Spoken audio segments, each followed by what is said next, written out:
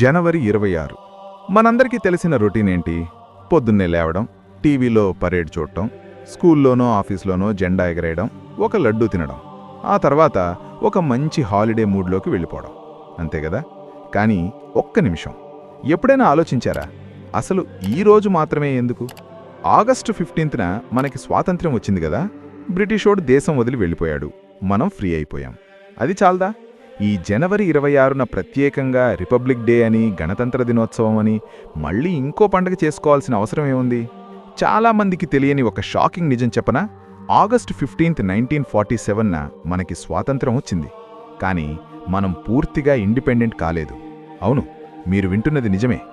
1947 August 15 నుండి 1950 జనవరి 26 వరకు ఈ మధ్యలో ఉన్న ఆ 2.5 సంవత్సరాలు ఇండియా పరిస్థితి ఏంటి? అప్పుడు మనల్ని ఎవరు పాలించారు? మనకు రూల్స్ ఎవరు పెట్టారు?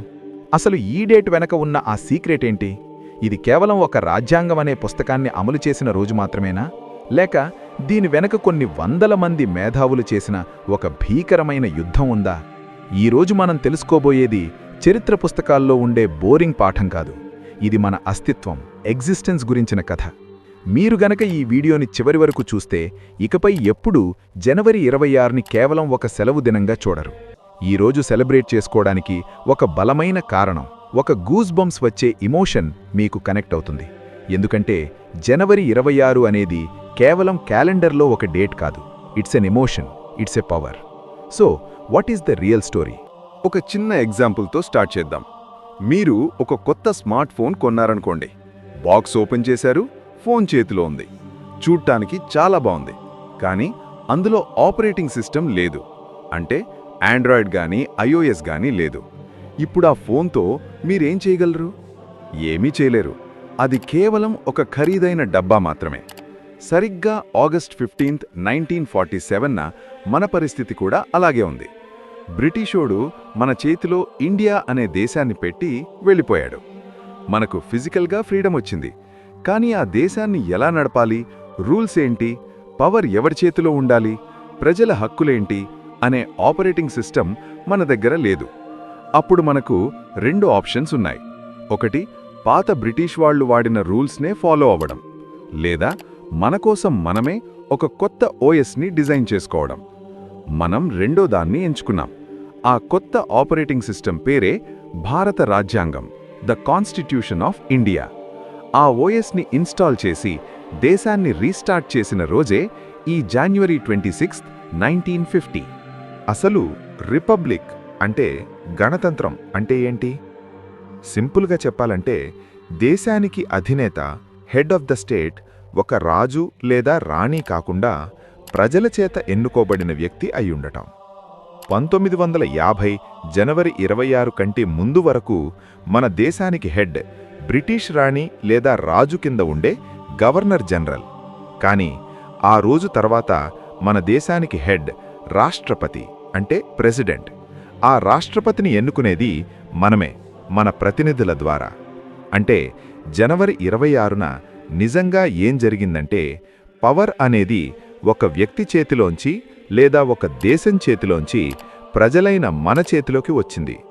వి ద పీపుల్ అనే ముక్కకి నిజమైన అర్థం వచ్చిన రోజు అది.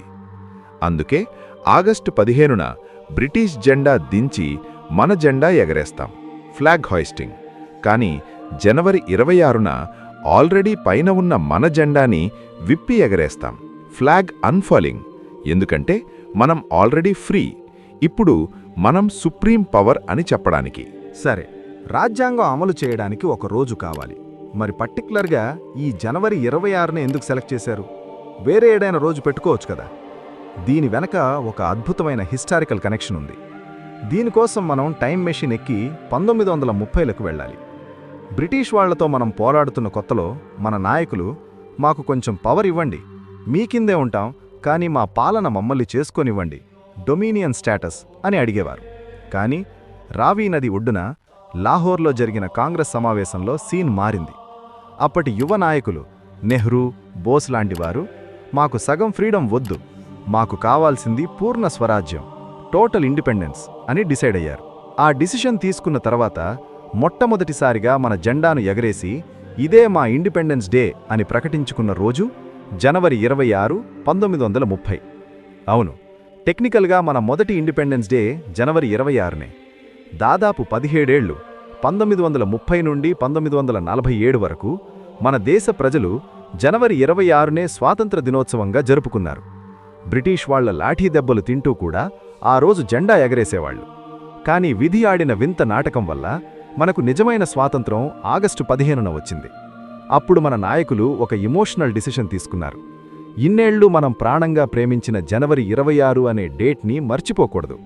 దానికి ఒక హిస్టారికల్ ఇంపార్టెన్స్ ఉండాలి. అందుకే మనం మన దేశానికి సుప్రీం పవర్ని ఇచ్చే ఆ రాజ్యాంగాన్ని ఆ పవిత్రమైన రోజునే అమలు చేద్దాం అని ఫిక్స్ అయ్యారు. నవంబర్ 1949లోనే రాజ్యాంగం రెడీ అయిపోయినా కూడా కేవలం ఈ డేట్ కోసం 2 నెలలు వెయిట్ చేశారు. అది ఈ తేదీ వెనుకున్న ఇమోషనల్ బాండ్. ఇప్పుడు మీరడిగిన అసలు పాయింట్కి వద్దాం. ఎన్ని యుద్ధాలు జరిగాయి? జనవరి 26 కోసం కత్తులతో తుపాకులతో యుద్ధం జరగలేదు. కానీ అంతకంటే భీకరమైన యుద్ధం జరిగింది. అది మాటల యుద్ధం, ఐడియాలజీల యుద్ధం, భవిష్యత్తుని నిర్మించే యుద్ధం. ఎక్కడ జరిగింది? పార్లమెంట్ సెంట్రల్ హాల్లో, రాజ్యాంగ పరిషత్తులో. ఒక్కసారి ఇమాజిన్ చేసుకోండి, ఇండియా అంటే ఏంటి? వేల కులాలు, వందల మతాలు, ఎన్నో భాషలు, విపరీతమైన పేదరికం, నిరక్షరాస్యత, అంతరాలు.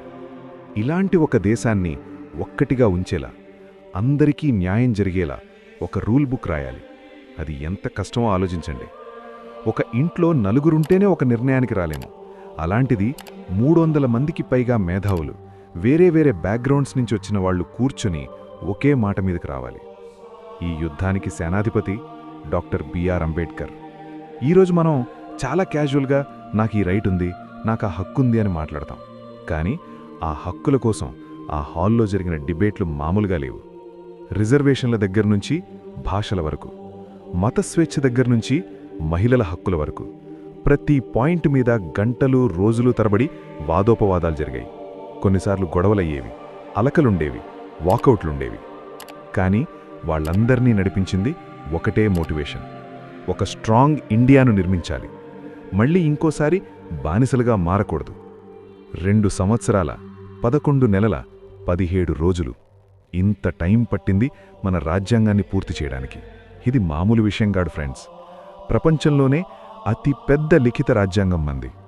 ఇందులో ఉన్న మోటివేషన్ ఏంటో తెలుసా? అంబేద్కర్ గారు లాంటి వ్యక్తి, ఒకప్పుడు సమాజంలో అంటరానితనాన్ని ఫేస్ చేసిన వ్యక్తి, అదే సమాజం మొత్తానికి దిశానిర్దేశం చేసే రూల్ బుక్ని రాశారు. Education is the most powerful weapon అనే మాటకు ఇంతకంటే పెద్ద ఉదాహరణ ఏం కావాలి? ఈ రాజ్యాంగం కేవలం న్యాయవాదులు రాసిన పుస్తకం కాదు, స్వాతంత్ర పోరాటంలో ప్రజలు కన్న కలల ప్రతిరూపం. సరే, హిస్టరీ చాలా విన్నాం. ఇప్పుడు కొన్ని మైండ్ బ్లోయింగ్ ఫ్యాక్ట్స్ చూద్దాం. అలాగే ఇది ఇప్పుడు మనకెందుకు ముఖ్యమో తెలుసుకుందాం. It's handwritten. మన ఒరిజినల్ రాజ్యాంగాన్ని ప్రింట్ చేయలేదు. ప్రేమ్ బిహారీ నారాయణ్ రాయ్జాదా అనే క్యాలిగ్రాఫర్ తన చేత్తో ఇటాలిక్ స్టైల్లో రాశారు. ₹1 కూడా ఫీజు తీసుకోలేదు. కేవలం ప్రతి పేజీలో తన పేరు రాసుకునే పర్మిషన్ అడిగారు. శాంతినికేతన్ కళాకారులు దాన్ని అలంకరించారు. అదొక art piece, the best copy paste. చాలామంది అంటారు మన రాజ్యాంగం వేరే దేశాల నుంచి కాపీ కొట్టారని. అవును, తీసుకున్నాం. కానీ అది కాపీ కొట్టడం కాదు, ఇన్స్పిరేషన్. అమెరికా నుంచి ప్రాథమిక హక్కులు, రష్యా నుంచి ప్రాథమిక విధులు, ఫ్రాన్స్ నుంచి స్వేచ్ఛ, సమానత్వం, ఇలా ప్రపంచంలో ఉన్న బెస్ట్ ప్రాక్టీసెస్ అన్నింటినీ మన దేశ పరిస్థితులకు తగ్గట్టు మాడిఫై చేసుకున్నాం. ఇదొక స్మార్ట్ స్టార్టప్ లాంటిది, ఉన్న బెస్ట్ ఐడియాస్ని అడాప్ట్ చేసుకోవడం. Rights and duties. మనందరికీ ఫండమెంటల్ రైట్స్ అంటే హక్కుల గురించి తెలుసు, మాట్లాడే హక్కు, తిరిగే హక్కు వగైరా. కానీ చాలామంది మర్చిపోయేది ఫండమెంటల్ డ్యూటీస్ అంటే ప్రాథమిక విధులు. ప్రెజెంట్ జనరేషన్కి కనెక్ట్ అయ్యేలా చెప్పాలంటే, మీరొక గేమ్ ఆడుతున్నారు, మీకు పవర్స్ కావాలి, రైట్స్. కానీ మీరు గేమ్ రూల్స్ పాటించను అంటే కుదరదు కదా. అలాగే దేశం కూడా జాతీయ జెండాను గౌరవించడం, పర్యావరణాన్ని కాపాడటం, దేశ సమగ్రతను దెబ్బతీయకుండా ఉండటం, ఇవన్నీ మన డ్యూటీస్. హక్కులడిగే ముందు డ్యూటీస్ చేస్తున్నామా అని ప్రశ్నించుకోవాలి. చివరిగా ఒక్క మాట. జనవరి 26న టీవీలో పరేడ్ చూస్తున్నప్పుడు, ఆ యుద్ధ విమానాలు గాలిలో ఎగురుతుంటే, ఆ సైనికులు కవాతు చేస్తుంటే మీకు గూస్బంప్స్ వస్తాయి కదా, గర్వంగా అనిపిస్తుంది కదా.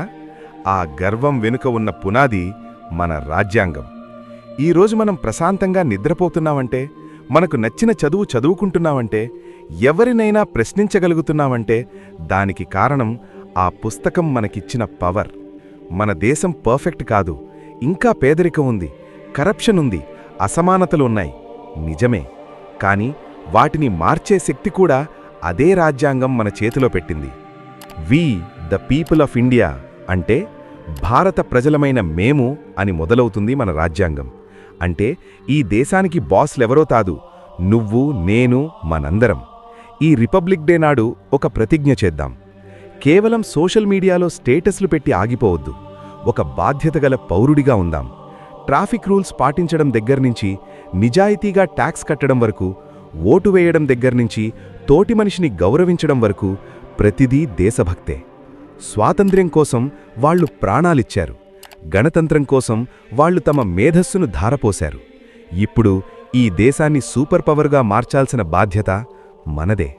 Let's celebrate this day with pride.